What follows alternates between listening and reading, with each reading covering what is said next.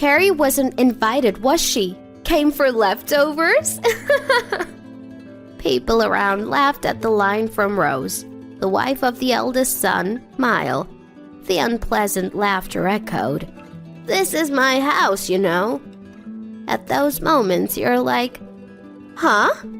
Rose looked at me with a stunned expression. People who interpret certain information to suit themselves need to be careful.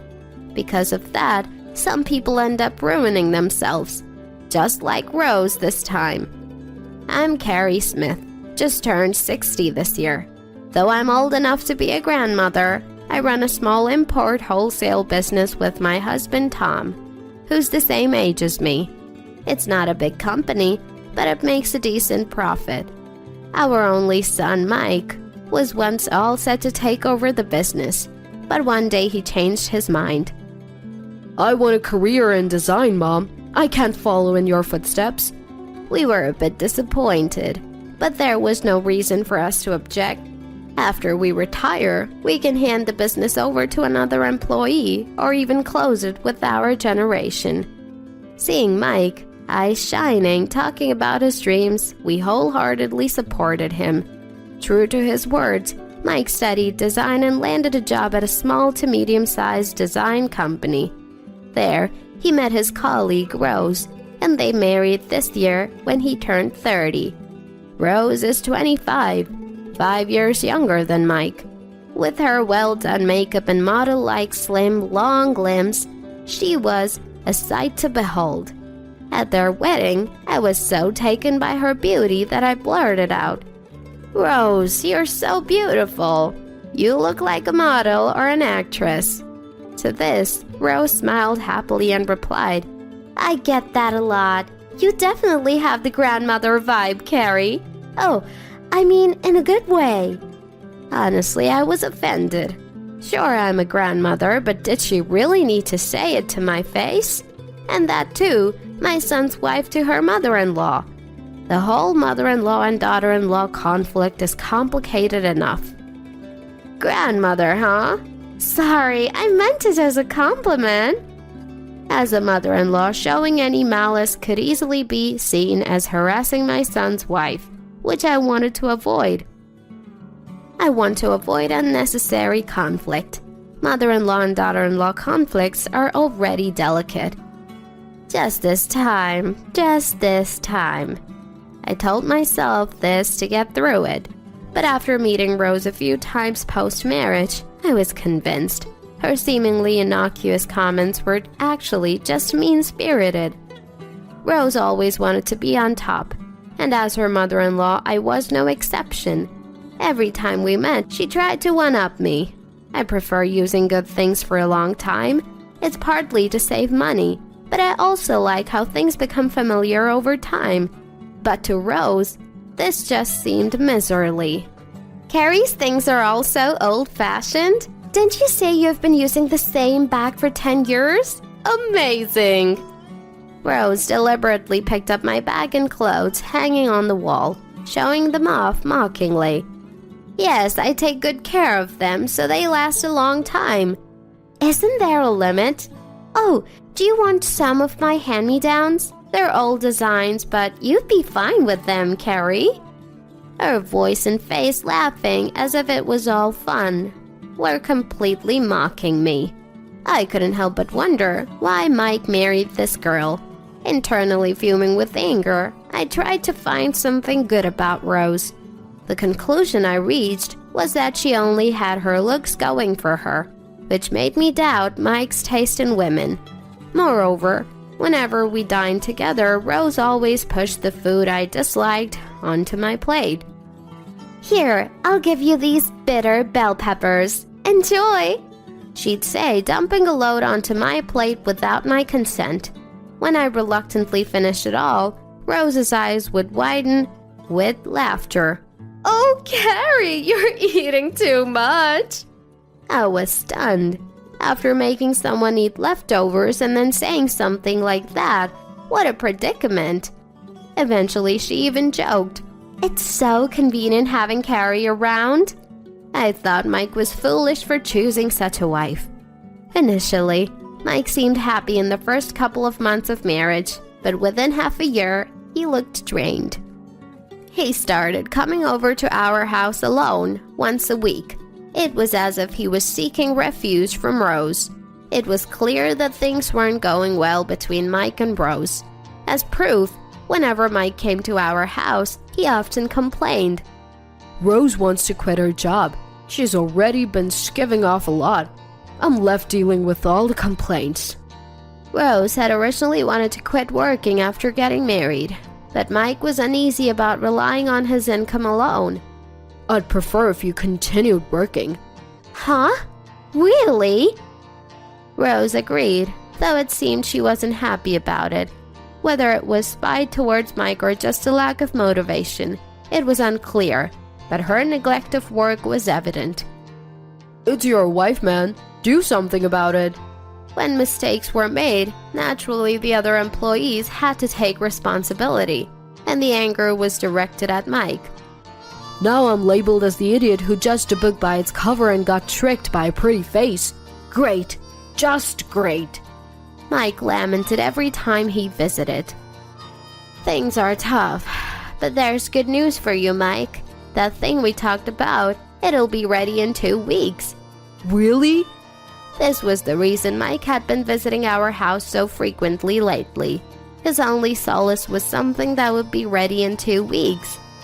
I was so excited I even bragged about it to a friend over the phone. Though his married life seemed tough, seeing Mike laugh like that made me smile too. One day, Tom and I were at the furniture store a little far away. As we browsed and exchanged opinions, a familiar voice echoed through the store. What? After all I've bought, no discount?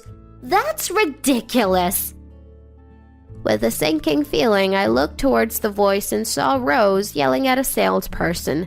I wanted to pretend I didn't know her, but the salesperson being yelled at by Rose looked so scared, even from a distance. I couldn't ignore it. Tom and I decided to approach Rose. Apparently, she was in the middle of haggling with the salesperson, angry because the discount wasn't as much as she expected.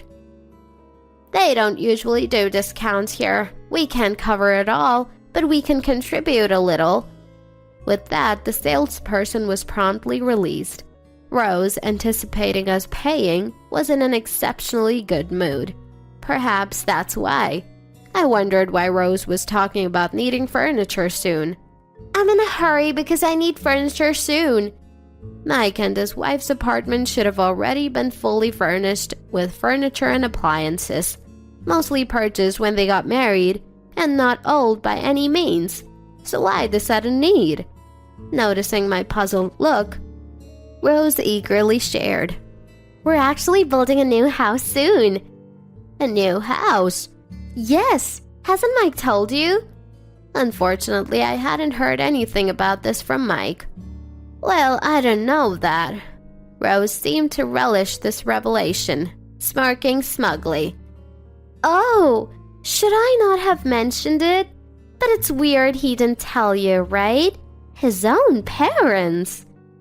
It seemed Rose couldn't stop her insinuating smile, as if suggesting that Mike and I weren't close. You sure your relationship with your son is okay? Be careful not to get disowned. There was a gleam in Rose's eyes. I planned to ask Mike about the new house, but forgot as a month went by. Mike, maybe busy, hadn't come to our house recently. He used to come over so often. Well, as long as he's healthy, that's what matters. Tom and I were saying. This, when Mike called a few days later. I took the opportunity to ask him about what Rose had said. Mike, are you building a new house? Huh? No, I'm not. But Rose seemed so happy talking about it. Mike sounded puzzled, but said he'd investigate and hung up. I'll look into it. A few days later, while cleaning the house, Mike called again. I found everything. It's going to be interesting. Let's go together. I'm coming to pick you up now. Interesting? I had no idea what he meant, but Tom had left early for errands, so I was free for the day. I'm free, so why not? I went with Mike as he suggested. We arrived in a residential area about 30 minutes from our house. Stepping out of the car, I was captivated by the house in front of me. Come on, Mom. Mike beckoned me and we entered the house. There was a noisy crowd and chatter coming from the living room. Mike quietly opened the door connecting the living room and the hallway. Inside, there were about 10 men and women, probably in their 30s. They stirred upon noticing us. Then Rose appeared, cutting through the commotion. Oh, what's this? Carrie? Is that you? Rose approached me laughing. Rose seemed a bit tipsy, the smell of alcohol on her breath. Whispering in my ear, Mike said, Today they're having a housewarming party. Then, with a high-pitched voice, Rose chimed in. Yes, we invited everyone from the office. Clearly, she was eavesdropping. According to Mike, all the men and women in their 30s were his and Rose's colleagues.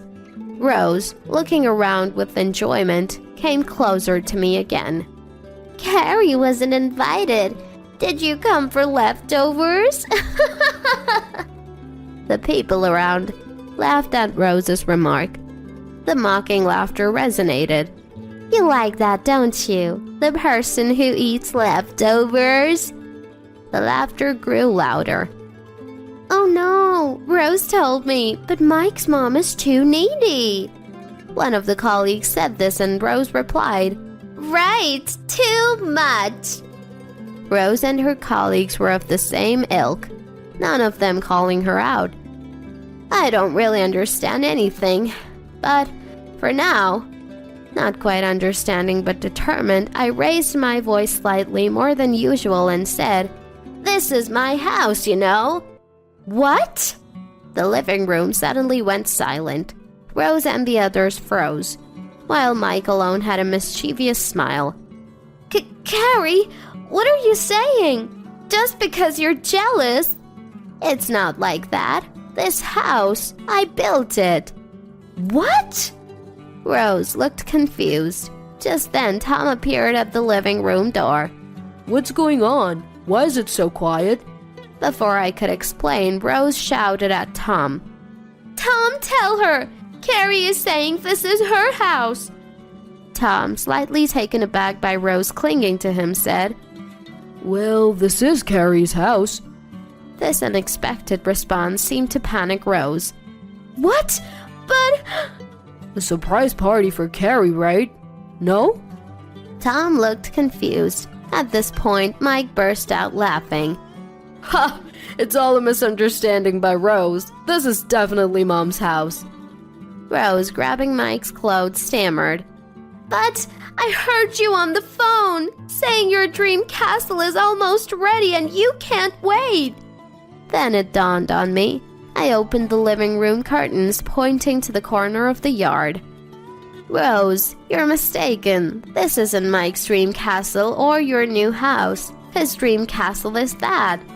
What I pointed to in the corner of the yard was a compact living space, a container house. What? Exactly. That's my dream castle. Mike nodded, satisfied. Yes, what Mike was looking forward to was the compact living space, the container house. No way! A lie! It's no lie. This is my house, and yours, rather Mike's house, is over there. I repeated calmly, and Rose stood there shocked. A lie! That shack is my new house? Apparently, Rose had misunderstood on her own. I was amazed at her audacity. She mistook Mike for building a new house and first probed Tom about it. Tom likely gave her the new house's location and keys without a second thought, assuming family trust. Then, seeing the house, she got carried away and hosted a housewarming party to show off. Unaware of Mike's actual new build being a container house. All that bragging about a new house, and it's that? Rose, didn't you say a man's house is a symbol? So, Mike is like a container house kind of guy? Laughter leaked again from the crowd.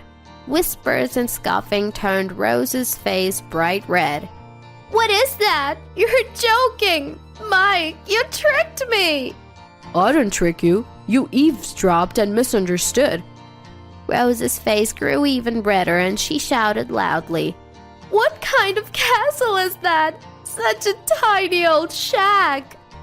To Rose, it might be an old shack, but to me, it's heaven. After marrying Rose, Mike felt like he was always being watched. That's why the container house, where no one would bother him, was so attractive to him. Listening to Mike's explanation, Rose showed her anger. That's ridiculous! Who can live in that? I can't.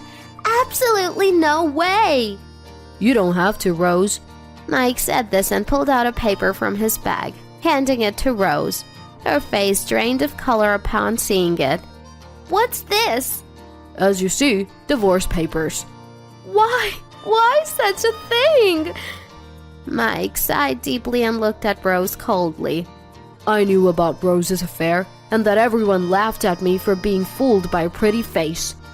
Unknown to me, Rose had been cheating since the beginning of their marriage, frequently returning home in the morning under the guise of work, though the overtime wasn't that much.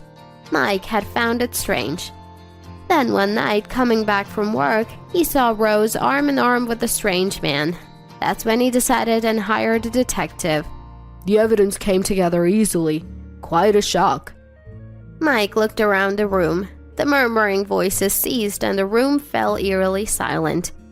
But If you're going to pretend you don't know, look at this too. Mike handed over a photo of Rose cozying up with her affair partner. Some tried to peek at Rose's hand out of curiosity, and she hurriedly hid it. This is... If you're still not convinced, I have more explicit, direct evidence photos. Rose turned pale and shook her head vigorously. The reason I kept quiet was just to gather evidence like this. I've got it all now. No way out for you, and I won't budge on the divorce or the compensation in the court. Rose's face was ashen, tears in her eyes, trembling. That's terrible! Divorce? Compensation in court? No, absolutely not! As she cried and clung to Mike, the crowd began to stir again, unable to hold back their laughter at Rose's downfall. What are you laughing at? You're all the same. Why is it only me going through this? Rose screamed in near hysteria, but it was just her way of venting stress. How pitiful. I wouldn't want to end up like that. I agree. I could never speak to my mother-in-law like that. Rose is just too out of touch. As Rose knelt down and hung her head, her colleagues looked down on her. First they laughed along, but now they've quickly turned their backs on her. I didn't have much sympathy for Rose, but I did feel a bit sorry for her. Then some people rushed over to Mike, patting him on the shoulder. You had it tough, man. Rose is cute, but cheating? That's a no-go. On to the next one. Everyone acted as if nothing had happened. Mike seemed to be responding with a smile, but there was no laughter in his eyes. How can you talk so casually? You're so thick-skinned. I admire it. Mike's provocative tone stiffened the face of a male colleague who had his hand on Mike's shoulder. Mike, what are you saying? Just take your heavy hand off me. As Mike brushed off the hand, the colleague raised his voice angrily. What the heck? I was just laughing. You're so petty. You're not even popular at work and you're slow. No one defended Mike. They were all trying to calm the man down. Then Mike dropped another bombshell. Oh, really? Well, don't worry, I'm quitting this month. What? I reacted the most. Why, Mike? I don't want to see Rose's face. I don't like this workplace that just gossips about others. I'm thinking of changing jobs. Mike had been looking for another job for a while. Luckily, impressed by his portfolio and track record, surprisingly, it was the largest company in the industry. I may be changing jobs, but it's still the same industry. We might cross paths again as business partners, but if you guys are the representatives, I won't deal with you." Mike's gaze swept the room. He spoke as if lecturing each person. "You should be more cautious about blindly following and joining in on uncertain information, whether it's true or not." A few who met Mike's eyes awkwardly looked away. "I know you've been talking behind my back, calling me the guy who got cheated on." Mike clearly took the lead in the conversation. Some apologized sincerely, but Mike's stance didn't change. "No matter how much you apologize, I won't forgive you. I can't trust you and don't want to trouble my new company with strange people." Some looked as if it was the end of the world. The living room felt like a funeral. Some women, including Rose, sparkled their eyes. What? He got scouted by that company? So elite! But they quieted down under Mike's glare. This should have been a resolution, but it wasn't that simple. Even though it was newly built, by the time I arrived, there were a lot of other people relaxing there, as if it were someone else's home. Even though I finally built my own home after managing the money with Tom, just an apology couldn't settle this. I will have everyone compensate for the house cleaning. It needs a thorough cleaning. Honestly, I'd want it rebuilt if I could. Surprisingly, no one objected to my angry declaration. Later, Mike and Rose ended up divorcing through their lawyers. Rose must have really hated the idea of divorce, or perhaps she was loath to lose her status as the wife of a man in the top company, because she persisted quite a bit. She even went so far as to say, "This time you can cheat if you want," in an attempt to reconcile. But when Mike threatened to sue her if she continued to be persistent, she finally agreed to the divorce. However, Rose still tried to contact him after the divorce, though not as desperate as before. Her overly ingratiating voice on the phone exasperated Mike. Eventually, Mike bluntly told her, "Why not make use of that flattering voice? You could earn a living day and night with it. You can do it. Cover your appearance with your voice. Aim for a lump sum payment in the divorce compensation." After the passionate speech, it seemed Rose finally stopped contacting him. As for me, I'm now living with Mike and Tom, the three of us. Mike has completely fallen for his container house, and Tom is enjoying gardening. I'm happy to have my own long-desired study. By the way, I reconfirmed with Mike if he really had no intention of taking over the company. He immediately answered, "No." Thankfully, the business is doing well, so Tom and I are planning to hand it over to a trusted employee. This decision motivated the employee even more, bringing various ideas to the table for the company. That's a happy development. The future of the company looks bright. Our new house got a bit dirty, but after a perfect house cleaning, we're planning to settle down and enjoy it slowly as our final residence.